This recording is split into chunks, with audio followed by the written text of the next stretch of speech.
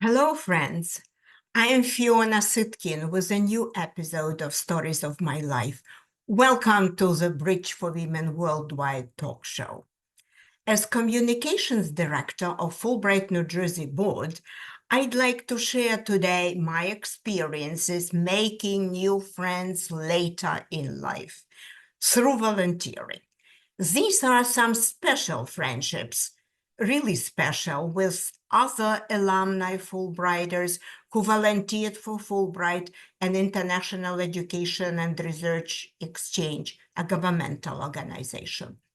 Out of several circles of friends that I have, the Fulbright friends, all members of the New Jersey board where I belong, are the people I love to work with, and they became part of my life stories.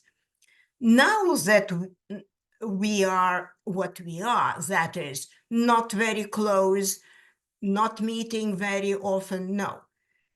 These friendships are of a totally other dimension, and I tell you what. My goals today are triple-fold. First, this story might come in handy for the new members who join the board of directors. Second, it may be good for those interested in the nature of friendships and relationships made through teamwork. And the last but not the least, everybody will benefit from learning more about the warmth, the community, the discussions, and the togetherness, all of which you get when volunteering and working for a cause with a good team.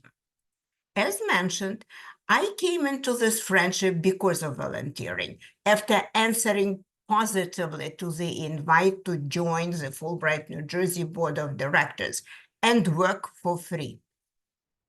To unite, to organize, and engage the current and alumni Fulbrighters living and working in my state, New Jersey. That was the task. The board must also help the central Big Brother Fulbright organization in Washington, D.C. to fulfill its mission of promoting international education worldwide. It was a goal, right? International education worldwide. I think so. The beginning of my volunteering was tough. The pandemic has just begun, and people everywhere were learning how to communicate via Zoom from their homes. In addition to this, most of the team members at that time were new to the board, and we were finding out what to do and how to do it on the go. Now that I am in my fourth year as a board member, I feel proud to belong to this team of outstanding people. Why? Simple. I admire them personally and can pick up their brains, their ideas, and their life philosophy. Mainly from academia, like me, we are the educators who feel the need to give back to the Fulbright organization that once opened the new horizons for us, sending us abroad to do research or study on exchange. Let me share my impressions. I'll talk about Fulbright friends briefly, in no particular order. At the dawn of the current board history, we started getting to know each other at the Zoom meetings, and we were attaching and attracting other like-minded members by using the webinars as communication tools. The first video posted on our website and Facebook page was an interview of then chapter president Pat Hutchinson by your humble servant. Recording of the interview seems to be a simple act, and I did this many times as the host of my own YouTube channel, The Bridge for Women Worldwide. Unusually, on the day of recording that interview, something went wrong with Zoom. And Pat and I had to record the whole 30-minute interview 3 times in a row, 3 damn times, just imagine. I nearly lost my voice and memorized my lines by heart towards the end. However, the fact that Pat also persevered following me told me volumes about her character, her to-do persistence, and her never give in. I admired her strength of commitment. That video with Pat becoming a success, you can see the link of this episode description very closely in the description of this very video. And because of that success, we at Fulbright, New Jersey continued producing and posting the webinars and interviews. As of today, we produced 11 webinars by our invited guests and 7 by our own members. The webinars became a Fulbright, New Jersey hallmark. Pat is our president emerita now. It was on her initiative that we have sponsored a Ukrainian family to the USA. We did so as a group, but it was Pat Hutchinson and her husband, John, who took personal responsibility, signing all paperwork, organizing money donations and community support, plus providing the young couple, the Nashkovs, with food and shelter at the beginning. A big deal. Pat also organized several events to acclimate the young Ukrainians in the American culture, like American-style Thanksgiving, birthdays, Christmas celebrations, baby shower, and such. But I appreciate Pat not only because I am originally Ukrainian and she helped the Ukrainians. I respect her as a leader for her consistency, commitment, and never doing things halfway. This is why I am proud of her friendship. Let me also mention here our late colleague, Dr. Virgil Blanco, a very special person, President Emerita of Fulbright, New Jersey, an outstanding culture studies professor and human resources professional. Another great Fulbrighter is Tina Lesher. After a newspaper career at 2 Pennsylvania newspapers, she switched to teaching journalism at William Patterson University, where she chaired the Department of Communication. She served twice as president of New Jersey Presswomen.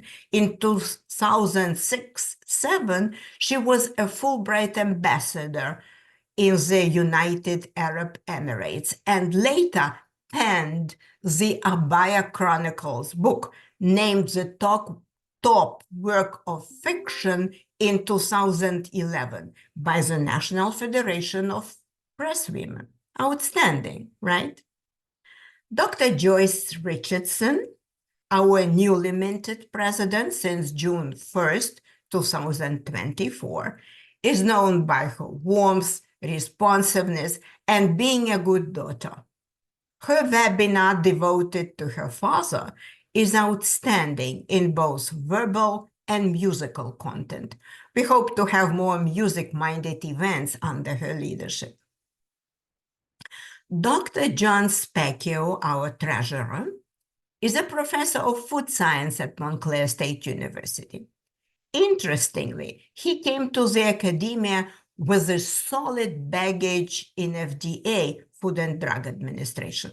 Importantly, he established a scholarship in memory of his late daughter, Emily, to go to the deserving Fulbrighters in New Jersey. How great is that? Charles Feldman is a professor of food systems at Montclair State University. He teaches courses at the graduate level. Noteworthy, he owned the food service operation and then brought a wealth of practical knowledge to academia. Dr. John Donnellan is a full professor and chair of the management department of the New Jersey City School of Business in Jersey City. His international teaching background includes China, England, France, Finland, and Mexico. Prior to academic career, John gained executive management experience on Wall Street at JP Morgan and Prudential Financial. His practical background serves as a solid foundation to his research now. Do you see some pattern in the bios of those board members? They went from practice to academia, so they know what they're talking about. Dr. Bruce Parker, every year on assignment in Namibia as an astronomer for 3 years in a row, used to be a software engineer and taught computer science prior to that, continuing the pattern I mentioned. Since retiring, though, he refocused and has been imaging deep space objects to show people the stars. What's not to love? Lisette Olivares, a VP of Fulbright, New Jersey now, is the founder of Across the Bridge Communications, LLC, a language service provider between English and Spanish. An original thinker, she has diverse interests, and as such, she won most of the grants she applied for, including Fulbright, of course. And getting grants is a very special skill. We all know that.